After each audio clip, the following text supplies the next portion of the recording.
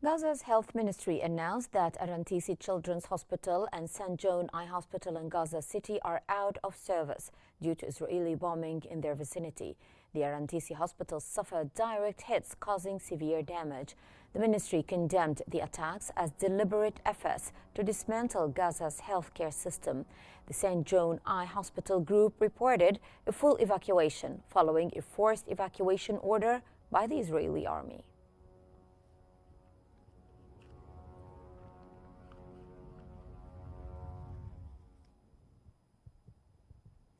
Palestine's UN ambassador Riyad Mansour has urged countries recognizing Palestine to impose strong sanctions on Israel to halt its actions in Gaza. He warned of escalating violence in the coming weeks and stressed the need for international pressure to stop the conflict. Mansour emphasized that the world must support Palestinian rights and work towards a two-state solution.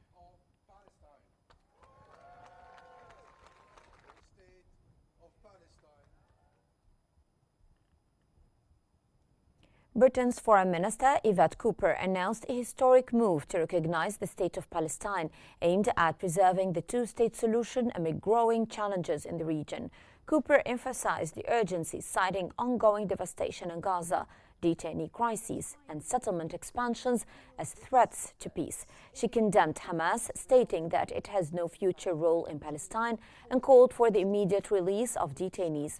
Cooper also highlighted recent Arab states' rejection of Hamas's, framing Britain's decision as a vital step towards lasting peace and security in the Middle East. Way to get peace and security for the region. That is why it's so. Danish Foreign Minister Lars Rasmussen announced that Denmark will clarify its position on recognizing a Palestinian state at the upcoming United Nations high-level conference.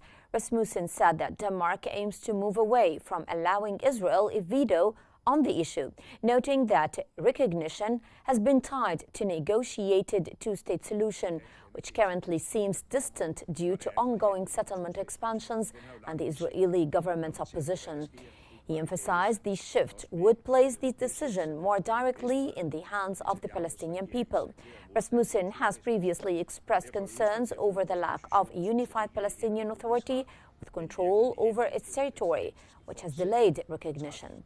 Denmark's announcement marks a potential change in Nordic policy amid growing international debate over Middle East peace efforts.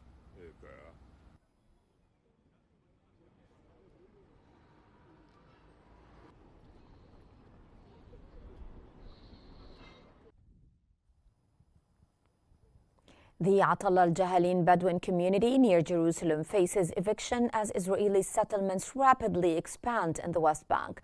The new E1 settlement project, approved by Prime Minister Benjamin Netanyahu, threatens to cut off Jerusalem from the West Bank, undermining hopes for a Palestinian state.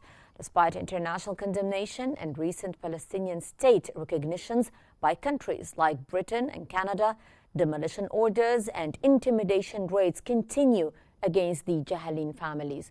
The expanding settlements deepen concern over the future of a Palestinian territory and the region's prospects for peace.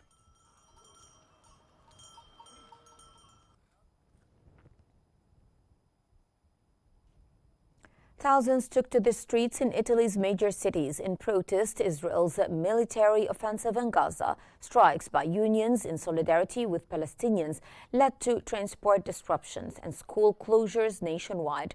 In Genoa, protesters waved Palestinian flags near the port, while workers in Livorno blocked a port entrance to prevent Italy from being used as a transit point for arms to Israel.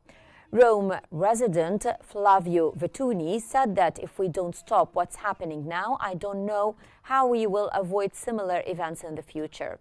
Italy's right-wing government, led by Prime Minister Giorgia Meloni, has traditionally supported Israel, but concern within the coalition is growing over the ongoing Gaza conflict.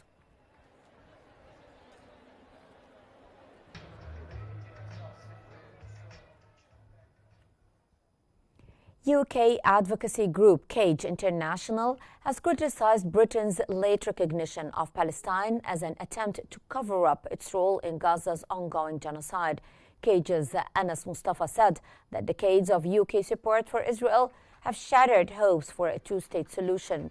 He called for dismantling the Israeli apartheid regime to achieve justice and peace for the Palestinians.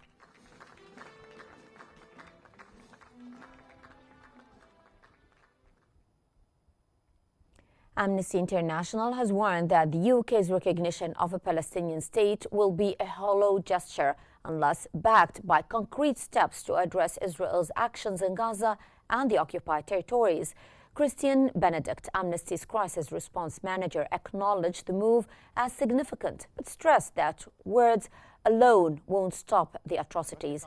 He urged the UK to suspend arms exports to Israel, impose sanctions on officials implicated in war crimes, end trade with Israeli settlements, and push for the lifting of the blockade on Gaza. Recognition must be tied to real accountability, Benedict said, calling for a political solution grounded in human rights and international law.